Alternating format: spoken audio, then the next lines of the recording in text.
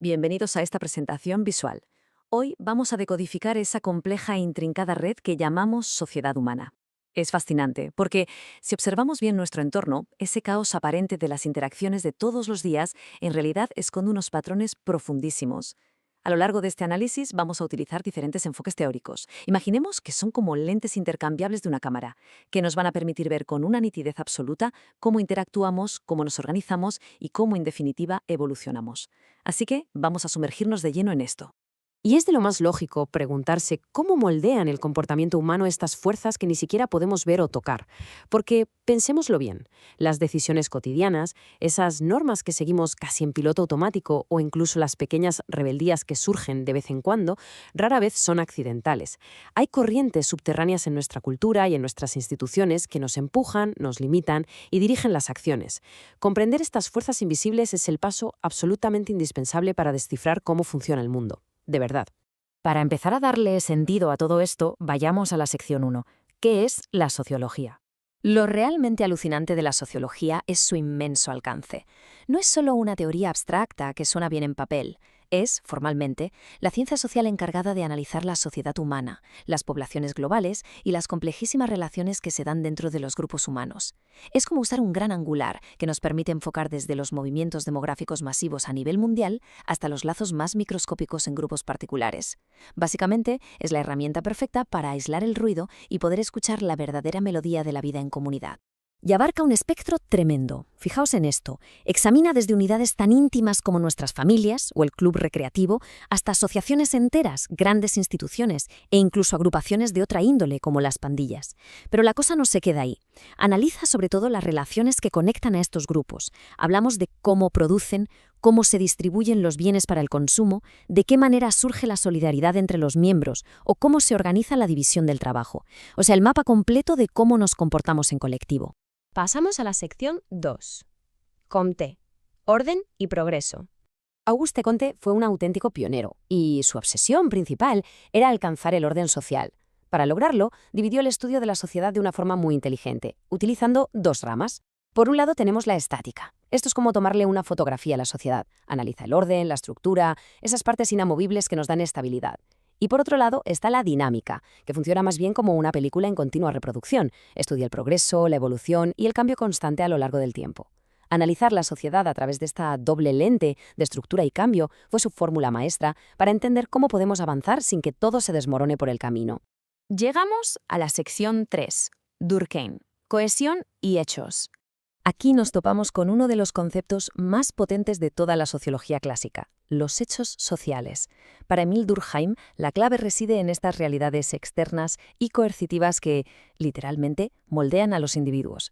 Es decir, las instituciones y las costumbres existen de forma ajena a nosotros, pero tienen tanta fuerza que nos empujan a actuar de ciertas maneras para asegurar la solidaridad y la cohesión colectiva.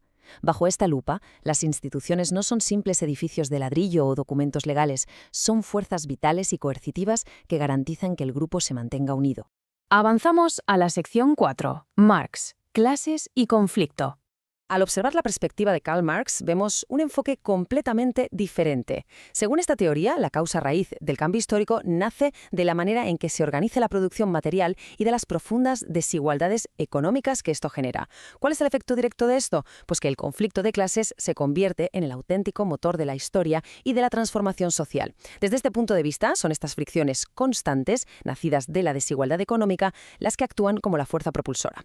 Es una forma muy directa de analizar las tensiones estructurales inherentes a la economía a lo largo de los siglos.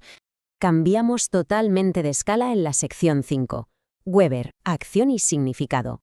Max Weber plantea algo radicalmente distinto con su revolucionario concepto de ciencia comprensiva. En vez de fijarse solo en las grandes fuerzas externas, Weber sostiene que la clave está en la interpretación de las motivaciones subjetivas detrás de la acción social. Pongamos un ejemplo visual.